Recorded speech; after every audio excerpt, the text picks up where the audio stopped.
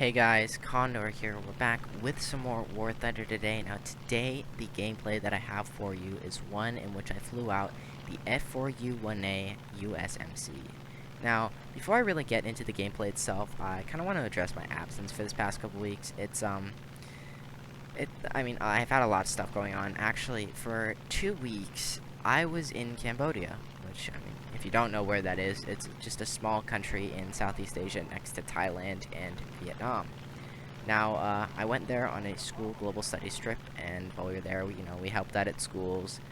We visited a lot of famous sites, and, yeah, just kind of toured the country. The purpose was just kind of to gain better perspective of the world, since I'd say I live a fairly privileged life in the United States, so, it was a very interesting experience. The one thing, surprisingly, that I hated the most was not being able to flush the toilet paper down the toilet, which was, to me, just one of the most frustrating things, because I just subconsciously do it.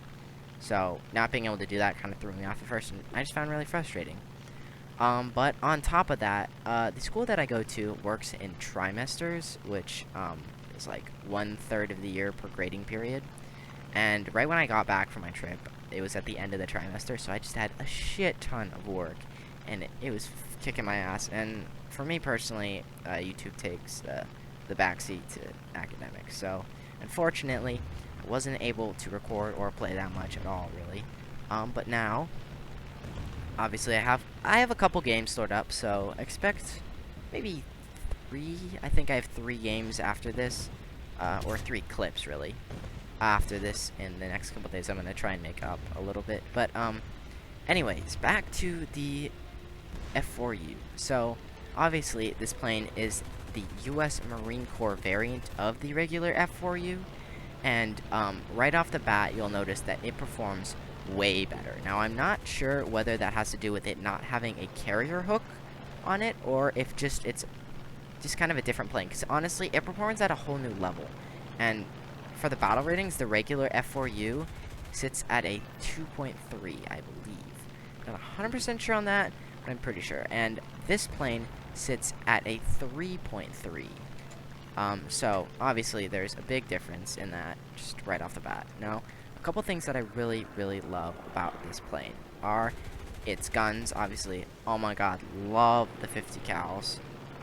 Favorite guns in the game, easily favorite guns in the game.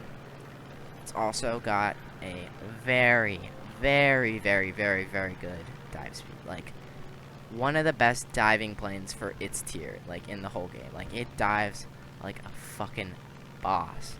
Now, it also has very, very good energy retention, which is, very useful. But a couple of the cons, actually, it has quite a few, I'll say. Can't land on carriers for a Corsair, which is kind of, you knew that once you realized it's a land variant.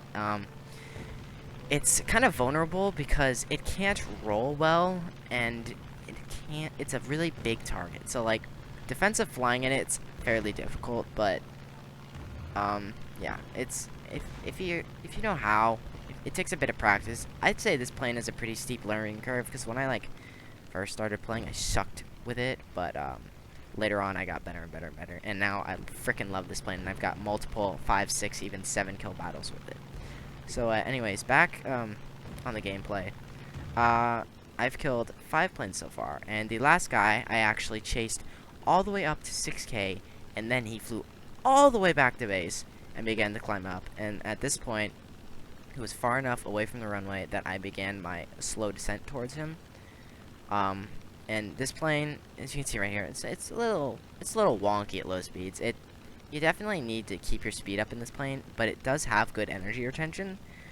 So if you go into a dive, you can keep your speed for a long time. Obviously, as I saw earlier, this thing dives like a fucking boss. 750 kilometers an hour. Just, oh my god, the best. And right here, just cut the throttle, just peek out of the clouds, just never have to worry about ripping your wings. Just 700, just wipe the floor with this smug asshole that decided to go all the way back to base just to climb up and kill AIs when there were still players left in the battle.